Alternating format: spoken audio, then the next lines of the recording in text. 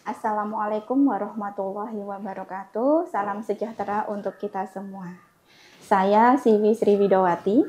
Saat ini saya adalah dosen tetap di program studi keperawatan Fakultas Ilmu Kesehatan Universitas Pekalongan.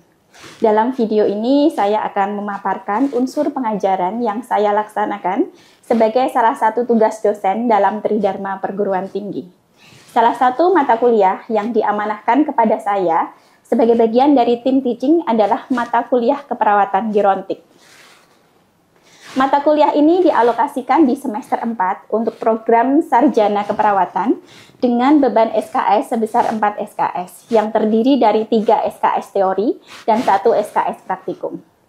Mata kuliah ini diampu oleh tim teaching yang terdiri dari 3 orang dosen, yaitu Bu Nunung, Bu Rahajeng, dan saya sendiri. Keperawatan gerontik adalah mata kuliah yang berfokus pada konsep dasar keperawatan gerontik, berbagai teori keperawatan gerontik, dan asuhan keperawatan dalam pemenuhan kebutuhan dasar lansia.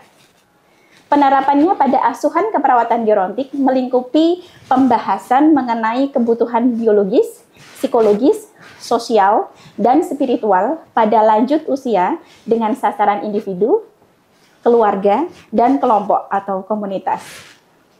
CPL Prodi yang dibebankan pada mata kuliah ini pada dimensi sikap, yaitu bertakwa kepada Tuhan Yang Maha Esa, menunjukkan sikap profesional, prinsip etik, perspektif hukum dan budaya dalam keperawatan, serta menginternalisasikan nilai, norma, dan etika akademik berlandaskan tata nilai ikhlas atau university value.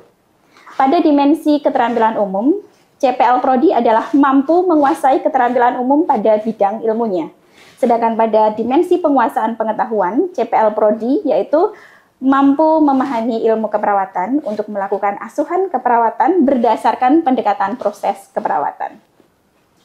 Setelah mengikuti mata kuliah keperawatan gerontik, diharapkan mahasiswa mampu menjelaskan konsep dan teori menua yang digunakan dalam keperawatan gerontik dengan tepat, mampu mendemonstrasikan strategi komunikasi terapeutik sesuai dengan masalah dan kondisi perkembangan lanjut usia, serta jika diberikan kasus lansia dengan masalah keperawatan, mahasiswa mampu menyusun rencana asuhan keperawatan yang mencakup proses pengkajian, analisis data, merumuskan diagnosis keperawatan yang tepat, serta merencanakan intervensi keperawatan pada klien lanjut usia. Perkuliahan ini kami berikan dengan mode luring juga daring. Sedangkan metode pembelajaran yang kami gunakan dalam mata kuliah ini mencakup metode ceramah, tanya jawab, diskusi, demonstrasi atau praktikum di laboratorium keperawatan, serta metode bermain peran atau role play. Pemilihan metode pembelajaran ini kami sesuaikan dengan bahan ajar dan juga kemampuan akhir yang diharapkan pada masing-masing pertemuan. Sedangkan untuk komponen penilaian mencakup soft skill sebanyak 15%, UTS atau ujian tengah semester sebesar 25%, ujian akhir semester sebesar 30%, penugasan 20%, dan kehadiran sebesar 10%. Baik, dalam kesempatan ini saya akan menggambarkan proses pengajaran mata kuliah keperawatan gerontik pada pertemuan ke-14. Pada pertemuan ke-14 ini, sub CPMK-nya adalah jika diberikan kasus keperawatan pada lansia dengan masalah psikososial, khususnya masalah kesepian, mahasiswa mampu menyusun rencana asuhan keperawatan, mencakup pengkajian, menyusun diagnosa keperawatan, dan merencanakan intervensi keperawatan sesuai dengan standar SDKI, SLKI, dan SIKI atau Standar Keperawatan Indonesia. Dalam pertemuan ke-14 ini, bahan kajian yang kami berikan mencakup review masalah psikososial pada lansia, dilanjutkan dengan kesepian pada lansia, serta penelitian terkait dengan kesepian pada lansia, serta asuhan keperawatan pada klien lansia yang mengalami kesepian. Dalam pertemuan ke-14 ini, saya juga mengintegrasikan 2 hasil penelitian yang kami publikasikan di jurnal internasional. Kedua penelitian ini sangat relevan dengan materi yang saya berikan pada pertemuan ini karena berkaitan dengan kesepian pada lansia. Baik, berikut adalah cuplikan video pengajaran, proses pengajaran yang saya berikan di dalam kelas untuk pertemuan ke-14 pada mata kuliah keperawatan gerontik. Selamat menyaksikan. Fungsi tubuh. Kira-kira ada contoh nggak orang berduka karena kehilangan fungsi tubuh? Iya, contohnya. Apa? Kaki patah, diamputasi, apalagi tadi? Yang di tengah sini tadi menyampaikan apa? Stroke. Oke, bisa. Itu contoh kasus. Stroke itu ketika orang terkena stroke, orang tersebut kehilangan beberapa fungsi tubuhnya, terutama fungsi pada pergerakannya kan, mobilitasnya. Kehilangan mobilitas itu bisa menyebabkan berduka. Jadi kita buka wacana bahwa berduka itu nggak hanya ketika kehilangan orang karena akibat orang meninggal, orang tercinta meninggal dan sebagainya, tetapi berduka bisa disebabkan oleh kehilangan berbagai hal yang dia cintai kayak gitu ya. Nggak hanya orang, tetapi juga bisa bentuk dan juga bahkan sampai ke fungsi tubuh. Belum sampai meninggal, sebelumnya bisa jalan, bisa lari, tetapi karena stroke harus di rumah saja. Bahkan nggak cuma cukup di rumah, hanya di kamar saja kayak itu ya. Kalau nggak dibantu anggota keluarga keluar, nggak bisa berinteraksi keluar. Itu proses berduka bisa terjadi di situ. Ini contoh, salah satu contoh dari aspek psikososial. Dan bisa ada berhubungan juga nanti dengan kesepian. Gitu ya. Tapi nggak semua berduka menyebabkan kesepian. Karena respon berduka masing-masing gitu ya. Kemarin kita sudah panjenengan belajar tentang respon berduka. Contoh yang lain adalah gangguan kecemasan. Ini bisa terjadi juga pada lansia. Kira-kira apa yang menyebabkan lansia cemas dalam hidupnya? Cemas menghadapi kematian. Oke. Kematian siapa? Diri sendiri. Bisa juga. Teman sebaya, bisa juga pasangan, kayak gitu kan, pasangan dan sebagainya boleh gitu ya. Kecemasan, banyak hal bisa menyebabkan kecemasan pada lansia, bahkan status sosial itu bisa menyebabkan. Oke, silakan. Oke, silakan duduk. Besok ditingkatkan ya disiplinannya. Oke, silakan duduk. Oke, tenang. Terus dibuka bukunya. Kita lanjutkan ke perkuliahan. Tidak apa-apa. Kita lanjutkan. Contoh ini nyanyi beberapa contoh. Depresi. Kemarin jenengan masih ingat ketika kita membaca skala instrumen untuk mengukur depresi? Depresi itu menetap berapa lama? Orang dikatakan depresi ketika gejala yang dialami seseorang itu, gejala yang menunjukkan depresi itu menetap berapa lama itu minimal? Ada ingat nggak? Putus hari ini langsung depresi gitu, bisa dikatakan nggak itu depresi? Dia mengurung diri, dia sedih, boleh dikatakan nggak dia depresi? Belum. Depresi kalau berdasarkan pengkajian paripurna pasien geriatrik, hanya berdasarkan kita kan tetap butuh pengkajian geriatrik ya gitu ya. Di situ ada depresi. Pengukuran depresi itu setidaknya dia menetap selama lebih dari 2 minggu kondisi itu. Kondisi mengurung diri, kehilangan semangat hidup dan sebagainya itu menetap selama 2 minggu. Kesedihan yang sangat berlarut-larut hingga menyebabkan seseorang itu kehilangan semangat, ya itu kan. Itu menetap selama 2 minggu. Itu dia masuk dalam fase depresi. Tapi harapannya jangan sampai kita membiarkan orang lain atau membiarkan klien kita sampai ke level depresi. Kita tunggu dulu 2 minggu. Belum 2 minggu. Kita tunggu dulu. Belum depresi dia. Jangan seperti itu. Kita sebagai seorang perawat harus bisa melakukan deteksi dini. Sebelum sesuatu itu ketika masih berupa resiko, harapannya jangan sampai terjadi.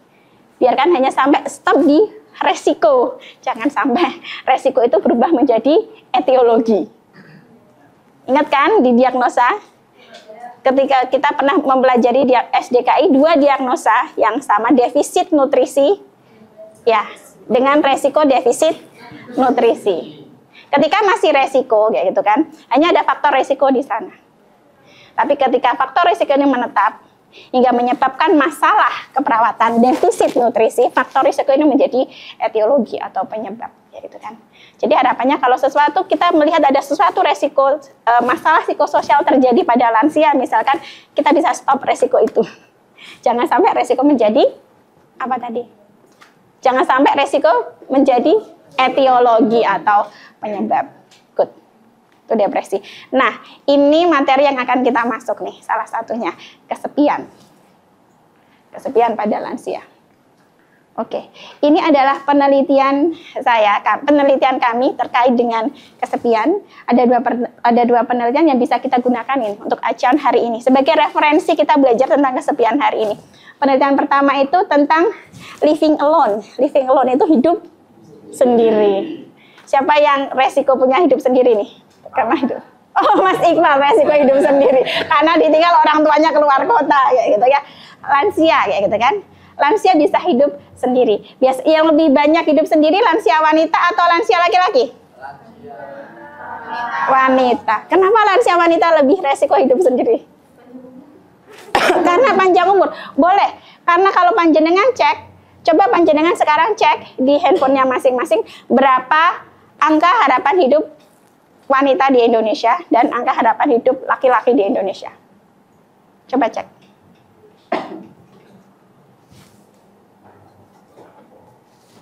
Yang ketemu duluan silahkan angkat tangan sampaikan.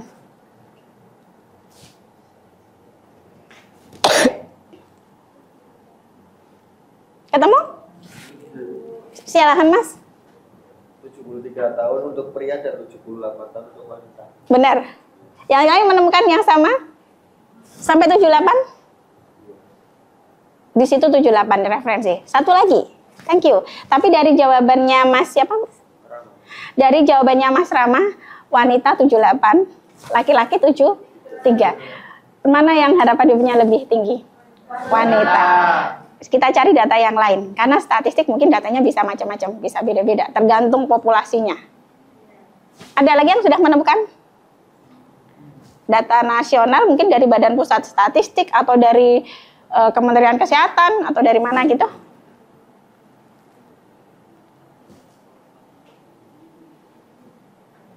Ketemu Mas? Belakang? Oh, belum. Wah, cepet-cepetan. Ada sudah ketemu? Iya, silakan Mbak. Untuk laki-lakinya harapan hidupnya umur 69 tahun, kalau untuk wanita 73 tahun. Oke, laki-laki 69, sekian. Sedangkan perempuan 73. Oke, mungkin itu tahun 2022 atau itu tahun berapa? 2021 ya kan? Masih agak lama. Enggak apa-apa. Itu bisa kita tetap, itu bagian dari statistik, itu bagian dari data, kita bisa gunakan sebagai referensi. Di tahun 2021 usia harapan hidup laki-laki di Indonesia itu 69 tahun, sedangkan perempuan 73 tahun. Implikasinya apa? Wanita hidup lebih lama daripada laki-laki. Sekarang saya tanya, ketika di Indonesia budaya kita laki-laki dan perempuan menikah, saat menikah usianya lebih tua siapa? Laki. Oh, Mas Iqbal sukanya yang lebih tua.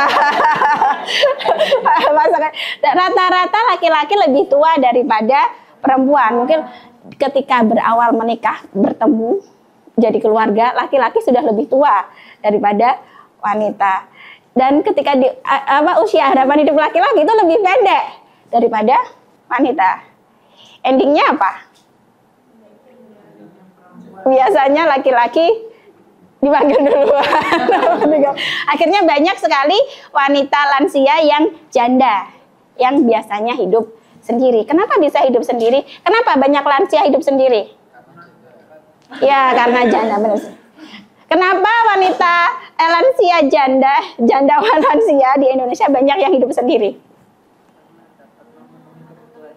Karena dapat memenuhi kebutuhannya sendiri. Sampai dia bisa, kenapa dia sendirian, kenapa? Harusnya mereka punya anak kan? Biasanya anak-anak merantau itu yang terjadi di pedesaan kayak gitu ya. Biasanya anak-anak itu mencari penghidupan yang lebih baik di urban, di perkotaan. Ketika mereka mencari kehidupan yang baik, dapat jodoh di sana kayak gitu kan. Atau sudah dapat pekerjaan yang mapan di sana, biasanya nggak kembali ke desa kayak gitu kan. Akhirnya banyak lansia yang tinggal sendirian, hanya hidup berdua saja dengan pasangannya. Salah satu pasangan meninggal duluan, akhirnya tinggal satu kayak gitu ya. Dan wanita biasanya lebih tahan untuk hidup sendiri setelah menjanda. Sedangkan laki-laki? Kenapa laki-laki nggak tahan sendirian? Para laki-laki?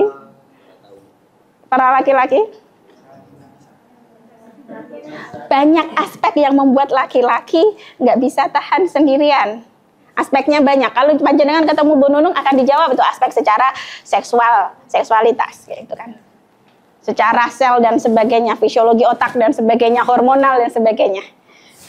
Saya akan menjawab dari aspek psikososial, hubungannya dengan sosial. Kenapa? Wanita setiap harinya terbiasa mandiri dalam hal urusan rumah tangga. Siapa yang masak? Siapa yang cuci baju? Oke. Laki-laki? Bekerja. Karena sibuk bekerja tidak terbiasa melakukan hal-hal kecil di dalam rumah tangga. Bagi wanita itu hal sepele biasa, tetapi bagi laki-laki mungkin akan repot.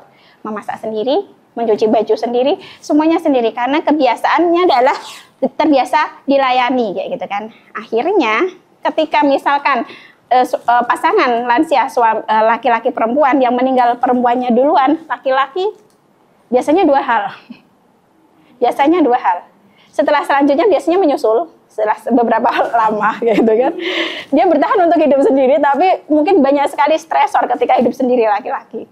Apalagi kalau nggak ada anak, kayak gitu ya. Stresor semua udah sepuh, udah usia lansia, tetap semua hidup sendiri, melakukan sendiri dan nggak terbiasa sendirian karena terbiasa ada si istri yang melayani, kayak gitu ya. Mungkin akan memberikan banyak sekali penurunan kualitas hidup pada lansia, kayak gitu ya. Yang kedua, menikah lagi. Ya, karena banyak lansia laki-laki akhirnya menikah lagi mencari pendamping hidup, kayak gitu. Dan banyak lansia perempuan bertahan. Banyak. Oh, betul, kayak gitu ya. Semoga tidak menjadi doa ya. Gitu. Itu contohnya, gitu ya. Dan ini apa hubungannya dengan kesepian? Nanti kita sebut. Ada living alone, hidup sendiri, ada kesepian dan ada depresi. Depresi, gitu ya. Dan kan kita lihat hasilnya, kayak gitu kan. Terus yang penelitian yang kedua ini, yang di atas itu kuantitatif. Nanti panjenengan akan belajar metodologi penelitian, kita akan belajar penelitian kuantitatif. Yang bawah itu penelitian kualitatif.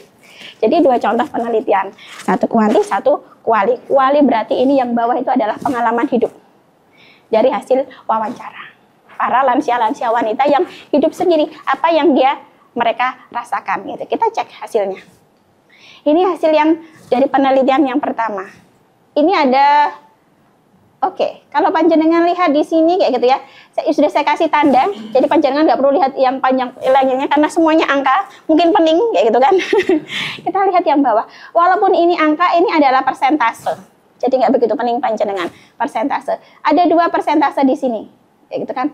Oh, sorry, persentasenya keliru. Persentasenya harusnya yang satu di sini. Kita akan membandingkan antara lansia, ini semuanya adalah lansia wanita, jumlahnya banyak, ada 1.200 sekian. Ini surveinya dari 1.233 lansia secara nasional, ini data nasional gitu kan. Kita dibagi menjadi, ada lansia-lansia yang mereka hidup sendirian, yes, di sini ada yang tidak hidup sendirian. Saya gantikan di sini, biar panjenengan lebih mudah memahaminya.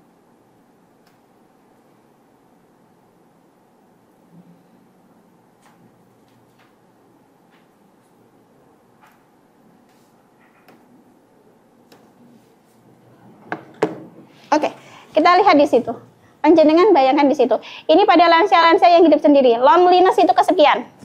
Yang yes itu yang atas. Berarti kita lihat angka yang atas. Pada lansia-lansia yang hidup sendirian, berapa persentase mereka kesepian? Berapa persen? Berapa persen tuh angka di situ? 50%. 50% itu separuh. Separuh lansia wanita yang hidup sendirian mereka merasakan kesepian. Harusnya lansia yang nggak hidup sendirian nggak kesepian ya. Tapi ternyata lansia yang hidup sendirian pun tetap ada persentase mereka kesepian. Berapa ini besarnya? 31%. 31% lansia. Walaupun dia hidup dengan orang lain di rumahnya, dia tetap merasa kesepian. Jadi nanti ini adalah bagian dari dasar bahwa kesepian itu tidak sama dengan tidak adanya orang lain, gitu ya. Bahkan ada orang lain pun kita bisa merasakan kesepian, gitu ya. Dan bisa membuktikan juga karena dia hanya separuh nih. Berarti separuh lansia yang lainnya, walaupun dia sendirian, dia nggak kesepian. Walaupun sendirian bisa aja nggak kesepian. Nanti kita akan kenapa sih kayak gitu kan, gitu ya. Dan ini hasil dari wawancara. Ini hasil dari penelitian kedua gitu ya, bahwa lansia-lansia wanita yang hidup sendirian itu mengalami gitu ya, mengalami perasaan-perasaan negatif pada waktu-waktu tertentu. Salah satu perasaan negatif itu adalah ini. Di atas apa itu? Merasa kesepian ketika malam hari. Lansia itu merasa kesepiannya di malam hari. Bisa dibayangkan ya, kalau pagi hari, di siang hari mungkin beraktivitas dengan orang lain, walaupun hidup sendirian karena aktivitas di luar rumah mungkin ketemu dengan orang lain, atau mungkin ada kunjungan dari orang lain, tidak begitu merasa kesepian. Ada banyak orang kayak gitu ya. Walaupun kesepian tidak ada, tadi tidak berarti bukan nggak ada orang kayak gitu kan. Terus ketika malam hari gitu ya, ada juga disampaikan di sini.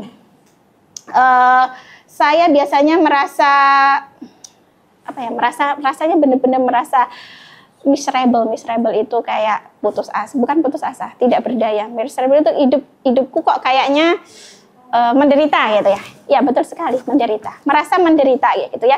Ketika waktu hujan saat malam, itu dirasakan oleh lansia-lansia wanita yang hidup sendiri. Overthinking ya, overthinking ya gitu ya. Ketika hujan di waktu malam ya gitu ya, mungkin banyak sekali perasaan-perasaan cemas dan sebagainya ketika malam hari sendirian hujan ya gitu ya. Banyak hal bisa dirasakan, bisa karena cemas ada keamanan, karena hujan terus sendirian dan sebagainya di malam hari. Dan juga rasa-rasa yang mereka rasakan adalah ini, tidak enaknya hidup sendiri itu adalah ketika sakit. Itu adalah waktu-waktu tertentu di mana lansia punya resiko tinggi untuk merasakan, untuk mengalami masalah psikososial, terutama kesepian malam hari, saat hujan, apalagi hujannya malam hari, dan ketika lansia sakit. Itu dari penelitian ini kita bisa ada sebagai seorang perawat kayak gitu, atau kita nggak cuma sebagai perawat, kita tempatkan diri kita sebagai anggota keluarga, mungkin kita punya anggota keluarga yang lansia kayak gitu kan. Jadi ketika musim penghujan atau mungkin harus ada nenek yang hidup sendirian, panjenengan bisa berinisiatif apa? Kalau malam menemani tidur, pagi pulang lagi kayak gitu kan. Atau giliran menemaninya ketika malam hari kayak gitu kan. Apalagi ketika sakit kayak gitu kan, lansia sakit. Itu sudah sakit, ada masalah fisik, fisiologis, fisik, ditambah nanti masalah psikologis, tambah masalah sosial. Jadi fisiologis, psikologis, sosial gitu. Lansia pula kayak gitu kan. Nah, ini kan. Next. Jadi masalah kesepian ini bisa menyebabkan banyak hal. Hanya karena satu masalah kesepian dia bisa mencerempet menyebabkan masalah secara fisik. Fisik itu ada, selain masalah dengan fisik, bisa menyebabkan masalah gangguan perilaku. Orang ketika kesepian, gangguan perilaku, termasuk perilaku di situ adalah salah satu adalah perilaku makan atau intake nutrisi. Kalau nggak ada nutrisi, kesepian bisa menjadi faktor resiko loh, defisit nutrisi kayak gitu kan. Bisa juga menjadi masalah psikiatrik nih, psikologis. Ada depresi, ada kecemasan, dan bisa juga masalah gangguan mental. Hanya karena satu masalah kesepian ini. Nah, oke. Kita sekarang dari beberapa yang sudah saya sampaikan, coba panjenengan cari nih, coba pikirkan. Sebenarnya kesepian itu apa sih? Hampa. Kesepian itu hampa. Ada lagi yang bilang kesepian? Kesepian itu apa sih? Kosong. Kosong adalah isi. Isi adalah kosong. Ada yang menyampaikan kosong, ada yang menyampaikan hampa. Ada lagi yang menyampaikan merasa sedih dan tidak bahagia. Orang kesepian identiknya dengan sedih dan tidak bahagia. Ada lagi kesepian. Apa? Apa Mas? Tenang. Oh, tenang kayak gitu ya. Biasanya itu karakter lebih suka sendiri kayak gitu ya. Kalau sampai tenang berarti dia tidak kesepian kayak gitu kan. Posisi level seperti lansia wanita tadi. Ada separuh lansia wanita walaupun dia hidup sendiri tapi dia tidak melaporkan adanya kesepian dalam hidupnya. Kayak gitu kan. Jadi kesepian. Coba kita lihat di sini. Kita lihat berdasarkan literatur kayak gitu kan. Kalau tadi panjenengan ada hampa, ada kosong, ada sedih. Semuanya ada di level psikologis seseorang. Ada dalam diri sendiri. Kesepian itu masalahnya ada di dalam diri, persepsi. Kesepian itu ini. ketidaksesuaian antara tingkat interaksi sosial yang diinginkan oleh seseorang dengan apa yang sudah diterima. Jadi itu adalah harapan yang tidak terpenuhi terkait dengan interaksi yang dia inginkan. Itu kesepian. Jadi levelnya pada level persepsi. Kalau orang tidak punya harapan untuk interaksi dengan orang lain, dia tidak akan merasa kesepian. Atau orang yang memang interaksi sosial akhirnya ada korelasinya. Dia punya interaksi sosial yang baik, dia punya lingkungan yang baik, dia punya teman dekat, dia akhirnya kan nggak ada masalah dengan harapannya, terpenuhi, ya nggak kesepian. Beda halnya dengan sama halnya, maksudnya dalam kasus yang sebaliknya, dia berada di antara banyak orang, tetapi dia ada interaksi, tetapi dia punya harapan seharusnya aku disapa, seharusnya aku bisa ngobrol, aku kok masih merasa sendirian ya. Itu kan sebenarnya ada gap.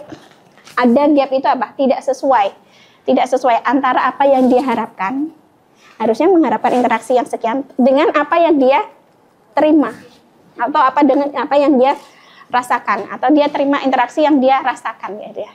Itu kesepian. Jadi kesepian, dari level kesepian ini bisa diukur. Cara mengukur kesepian gimana nih? Kalau menurut referensi ini, kesepian itu diukur ketika salah satu cara mengukur kesepian adalah ketika ya seseorang menyatakan kalau dia kesepian. Karena tadi disampaikan, dari panjenengan sampaikan ada hampa, ada kosong. Itu kan orang itu harus menyatakan secara verbal atau dari anamnesa. Kita mungkin nggak bisa hanya dengan observasi saja menyatakan, oh dia kesepian. Belum tentu. Oh dia lagi sendirian di pojokan di sana, lagi menunduk, padahal teman-teman yang lainnya melakukan banyak aktivitas, ngobrol, makan. Kita observasi kan, tapi belum tentu dia kesepian. Bisa juga nih, habis ini saya keluar nih, panjenengan rame misalkan, ngobrol dengan, karena kita break time kayak gitu ya.